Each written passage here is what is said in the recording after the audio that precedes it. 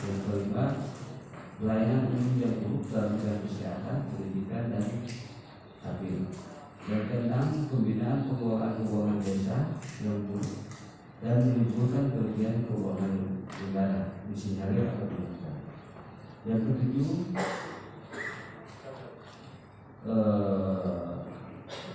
terabaikan terhadap akhlak dan budaya luhur masyarakat di Kabupaten Garut. Yang kedelapan, lemah dalam penyelenggaraan kontestasi politik baik tingkat daerah maupun tingkat desa. Itu merupakan gambaran dari representasi yang mungkin akan menjadi sebuah tuntutan strategis dari kawan-kawan di Jakarta. Untuk itu saya persilakan kepada saudara Jaja untuk manajemen dalam permasalahan yang terkait dalam pendampingan tersebut. Kita juga ikut belasungkawa atas kepergian salah satu putra putri Garut, sahabat kita juga, Bapak Haji Agus Hamdani almarhum. Beliau meninggalkan banyak kebaikan bagi kita semua, Pak. Semoga beliau ada di dalam rahmat Allah Subhanahu wa Ta'ala. Dalam rangka meneruskan perjuangan beliau, maka hari ini kami ada di sini untuk memberikan gambaran. Jadi ini bukan drama, tapi ini adalah fakta. Fakta apa yang terjadi, bahwa kami merasakan selama 2 periode kepemimpinan Pak Rudi Gunawan dan Pak Helmi ini gagal, belum sesuai dengan harapan rakyat, harapan kami yang waktu itu mayoritas memilih. Sehingga kami menganggap perlu untuk dilakukan evaluasi kinerja terhadap Bupati dan Wakil Bupati Garut existing. Apa yang perlu dievaluasi adalah satu, perlu dicari penyebab dan diminta pertanggungjawaban dari Bupati dan Wakil Bupati terkait indeks pembangunan manusia Garut yang dari tahun ke tahun sangat rendah. Dari semenjak 2014 sampai dengan 2020 kita selalu menempati peringkat ke-25 dari 27 kabupaten kota. Saya rasa ini juga menjadi concern dari bapak-bapak. Kami saja masyarakat biasa itu sudah concern dengan masalah itu, apalagi bapak-bapak. Saya rasa kegelisahan dan kekhawatiran ini lebih kami masyarakat biasa, Pak. Betul ya? Bermula adanya kebocoran-kebocoran yang sampai saat ini belum dipertanggungjawabkan secara utuh. Nah, itu bisa dilihat dari beberapa dokumen yang ada. Nah, saya juga di sini akan mempertanyakan kepada DPRD apakah telah mengkaji beberapa dokumen-dokumen baik review LHP, APBD, DPA, laporan operasional, KLAK, dan juga ekuitas. Nah, di sana kemudian kalau kita komparasi secara utuh, maka di sana akan muncul satu opini bahwa ini pengelolaan APBD Kabupaten Garut ini sudah sangat-sangat tidak layak dan jauh dari nilai-nilai akuntabilitas. Nah, oleh karena itu di sini dalam sistem perencanaan pembangunan nasional, ketika kita melihat satu sampel saja, itu, maka APBD Kabupaten Garut lebih banyak diperuntukkan untuk pembangunan yang bersifat pembangunan teknokratis. Contoh misalnya, apakah masyarakat Garut pernah nggak menginginkan adanya pembangunan SON, Pagi Labuati, terus juga Pugar halaman Pendopo dan program-program pembangunan mercusuar lainnya? Saya pikir tidak demikian, karena dalam Musrembang yang dibutuhkan masyarakat adalah bini, pupuk, terus juga peternakan, terus juga UMKM dan lain sebagainya. Nah, di sisi lain, dalam pembangunan mercusuar itu juga tidak dilengkapi dengan visibility study yang jelas. Efeknya apa? Efeknya beberapa gedung pembangunan hasil daripada katanya program Amazi ini tidak efektif dan tidak efisien. Ini sudah bukan lagi menjadi wacana. Kita lihat seperti misalkan gedung PKL. Apa fungsi dari gedung PKL? Apa fungsi dari gedung Palingal? Dan juga ada yang terbaru, itu eksekutif sebagai pemangku kebijakan dan menjalankan programnya dengan baik, benar, sesuai dengan visi misi RPJMD, RKPD dan lain sebagainya. Itulah yang kami inginkan hari ini. Makanya bapak-bapak jangan hanya diam atau hanya tahu lalu setuju. Karena kalau hanya seperti itu, ini tidak akan ada pendidikan politik, tidak akan ada satu manajemen yang benar. Dan saya yakin bahwa bapak-bapak itu bukan tamatan SD. Saya yakin bapak-bapak itu bukan tamatan SMP. Tapi bapak-bapak punya gelar yang tinggi untuk dipertanggungjawabkan hari ini di depan Tuhan dan di depan rakyat. Pakailah kapasitas bapak-bapak mengevaluasi pada hari ini. Makanya jangan salahkan kami ketika kami bersuara hari ini. Sebetulnya kami sudah mereview apa sih bentuk kegelisahan, contoh pengunduran PPK. Saya beberapa kali mengeluarkan statement di media massa. Terus kemudian yang lebih fatal adalah dalam dokumen yang saya rekam hari ini lewat LHP BPKRI, ini ada aset yang belum terdaftar. Seperti contoh lingkar leles Kadungora itu belum disertifikatkan sampai saat ini. Saya sudah konfirmasi ke bagian aset. Ini nggak usah terlalu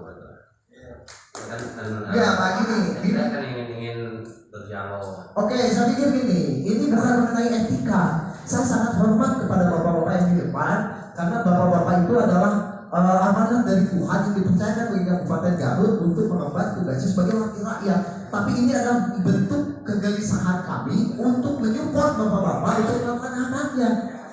Atas dasar apa kita menuntut hak? Ini adalah saya coba paparkan ini baru dalam segi pengelolaan APBD dan juga aset, itu juga baru sepintas, belum persoalan-persoalan tipikor lainnya yang akan saya kemukakan hari ini. Dalam pengelolaan aset banyak aset-aset yang belum didaftarkan. Saya sudah punya dokumennya hasil dengan investigasi saya dengan BPKAD. Terus juga bapak-bapak tahu nggak di sini ada majelis pertanggungjawaban tuntutan ganti rugi atau MPTPGR yang diubah sekarang menjadi MPTPKD. Di sana ketuanya ada sekda, di sana sekretarisnya ada inspektorat dan bendaharanya itu adalah DPKAD. Nah, maksud saya adalah dari hasil kebocoran ini berapa sih yang sudah dituntaskan oleh MPTPKD? Bapak-bapak tahu nggak persoalan itu? Ini jangan dibiarkan. Ini persoalan yang bahaya saya pikir. Ini merupakan satu pendidikan pemerintahan yang tidak benar. Kalau dibiarkan terus-menerus seperti itu, akhirnya apa? CV kalau MPTPKD melakukan sidang yang benar, saya pikir satu CV yang telah membuat prestasi, saya pikir tidak akan dipakai lagi. Betul nggak? Itu logika sederhana, harusnya di blacklist. Tapi ini apa? Lu lagi. Bersedia untuk membentuk pansus hak angket. Hanya itu saja pertanyaan. Jika bapak-bapak tidak yakin dengan data yang kami miliki, mari kita bikin tim.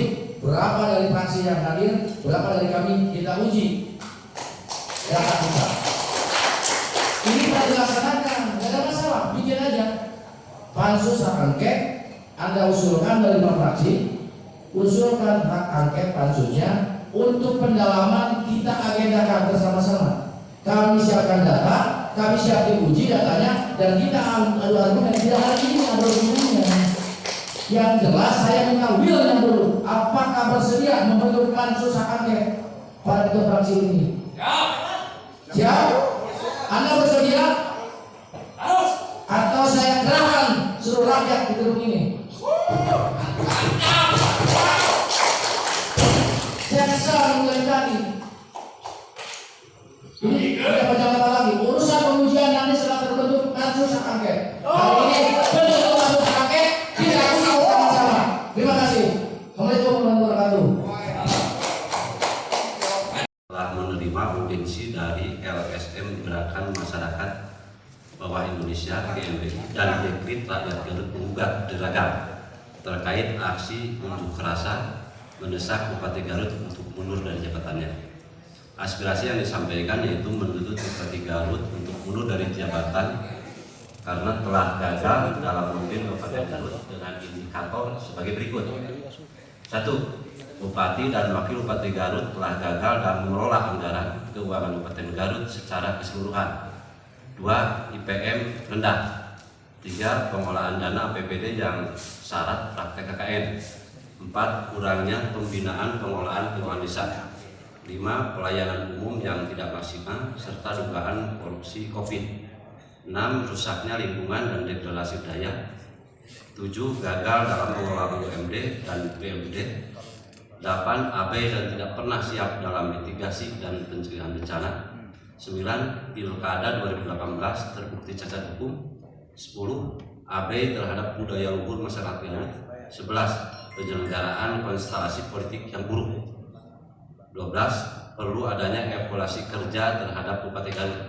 13. Perlu dicari penyebab IPM dari tahun ke tahun yang sangat rendah. Kita menempati peringkat 25 dari 27 kabupaten. 14. DPRD menginterpelasi Bupati Garut. 15. DPRD menggunakan hak angket. 16. DPRD membentuk pansus hak angket. Adapun hasil dari audiensi ada beberapa hal yang disepakati, yaitu sebagai berikut. 1. Fraksi yang hadir dan diragam sepakat untuk mengusung hak-hak anggota DPRD Kabupaten Garut. Allahu Akbar. 2. Fraksi yang hadir dan diragam sepakat untuk selanjutnya dibentuk forum grup discussion, mengumpulkan dokumen-dokumen dan pembahasan bahan materi yang menjadi dasar anggota DPRD Kabupaten Garut menggunakan hak-hak anggota DPRD Kabupaten Garut. Demikian berita acara ini dibuat untuk dijadikan bahan lebih lanjut. Yang selanjutnya nanti yang menandatangani, yang menerima pada hari ini Pak Luhut Gandhi dari fraksi Gerindra, Pak Topik dari fraksi PAN, dan Sofian fraksi Golkar, Presiden Dadang Sudrajat fraksi Demokrat, dan Wardiansyah fraksi PDIP, Dede Salahuddin fraksi PKS. Penyampai aspirasi kami tawarkan di sini hanya ditulis koordinator diragam. Gimana? Atau ada tambahan? Ya. Saya minta dicatatkan mulai efektif tanggal berapa kita kerja. Untuk FGD harus masuk.